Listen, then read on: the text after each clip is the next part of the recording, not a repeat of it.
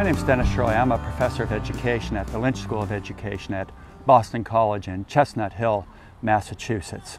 One of the things I've been thinking about lately has to do with the imperatives of educational policy. What are the things that we are requiring our educators to do? And as I've reflected on this, I've thought that there are 5 imperatives that really have come to dominate the status quo of education today. The first one is an ideological imperative. We have to believe in the merits of markets, accountability, and testing.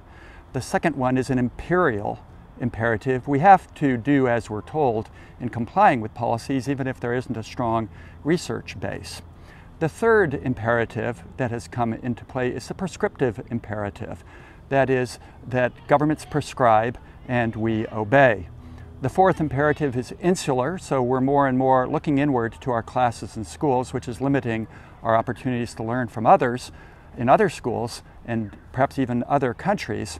And then the fifth imperative is the standardizing imperative. For almost every challenge we've had, we've come up with a standardized answer.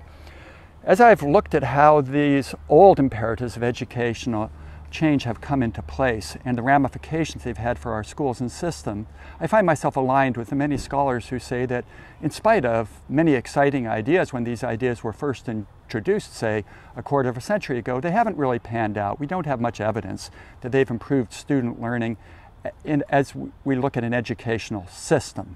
So whether we look at countries that have really endorsed this constellation of imperatives, and that would be the US, England, and Sweden foremost among them, we tend to find either stable or declining test score results on the Program of International Student Assessment tests of the Organization for Economic Cooperation and Development. I've been thinking then that we need to think of a new constellation of imperatives, new ways of doing things, new ways of enacting change. For myself personally, this new constellation would be quite different. We would first of all have to take evidence much more seriously than we now do and understand that when our ideologies haven't worked out, that we need to adjust them. We'd also need to understand that data can't tell us everything about what we need to do, so we need to get skilled at the art of interpretation.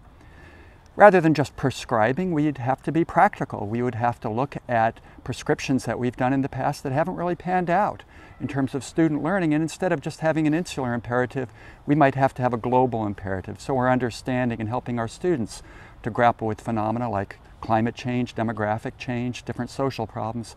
And then fifth of all, and perhaps most radically in my account, I believe that schools have a mission to help young people to make sense of their lives. I've been thinking about this as the existential imperative.